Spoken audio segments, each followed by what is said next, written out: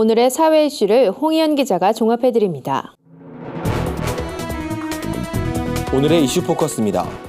자유한국당과 국민의당, 바른정당 간의 3자 단일화가 이루어질지 관심이 모아지고 있습니다.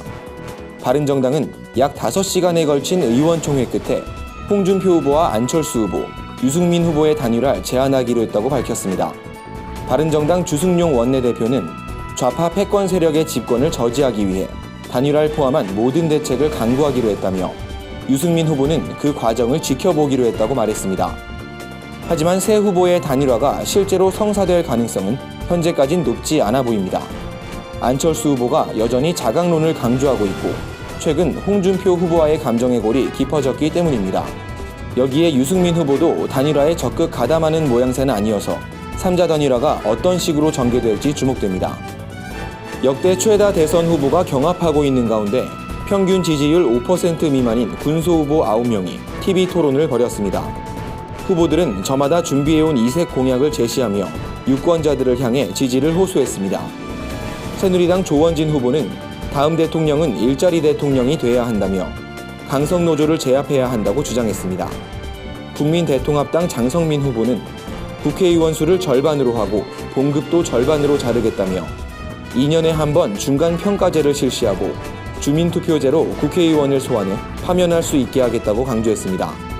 민중연합당 김선동 후보는 정규직 전환 특별법을 만들고 정부 부처로 청년부를 설립하겠다고 제안했습니다. 끝으로 통일한국당 남재준 후보는 국가공인 결혼중매 상담소를 만들어 젊은 남녀의 결혼을 주선하겠다고 말했습니다. 오는 7월부터 버스와 화물차 등 대형 사업용 차량에 차로 이탈 경고장치 장착이 의무화됩니다. 국토교통부는 이 같은 내용이 담긴 교통안전법 개정안을 입법 예고한다고 밝혔습니다.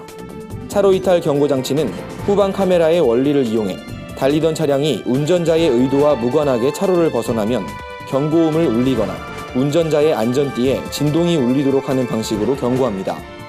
장착 비용은 대당 50만 원 정도로 예상됩니다. 국토부는 국가와 지자체가 40만 원을 지원하고 차량 소유주는 10만 원만 부담하도록 하는 방안을 재정당국과 협의 중입니다.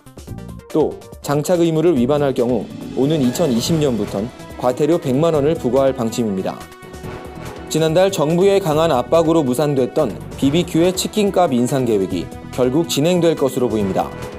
치킨 프랜차이즈 업계 1위인 BBQ는 인건비와 임차료의 상승과 과도한 배달앱 수수료 등으로 가맹점주들이 어려운 입장이라며 조만간 가맹점의 치킨 메뉴 가격을 인상할 계획이라고 밝혔습니다.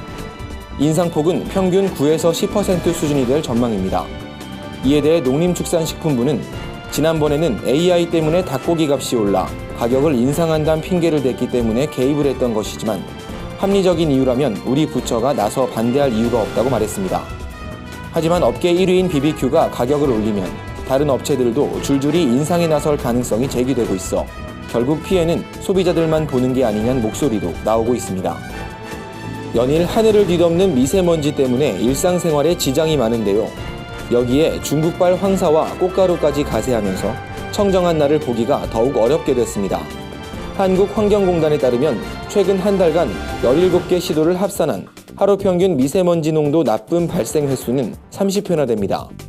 지역별로는 경기도가 가장 많이 발생한 것으로 조사됐습니다. 때문에 마스크를 착용해 몸을 보호하는 것이 이젠 일상생활이 돼야 할 것으로 보입니다. 한 알레르기 내과 전문의는 대기질이 나쁜 곳에 오래 노출되면 가려움증이나 코막힘, 기침 등이 나타나는데 이럴 경우 초기에 병원을 찾아 진료를 받아야 한다고 조언했습니다. 구티비 뉴스 홍우연입니다.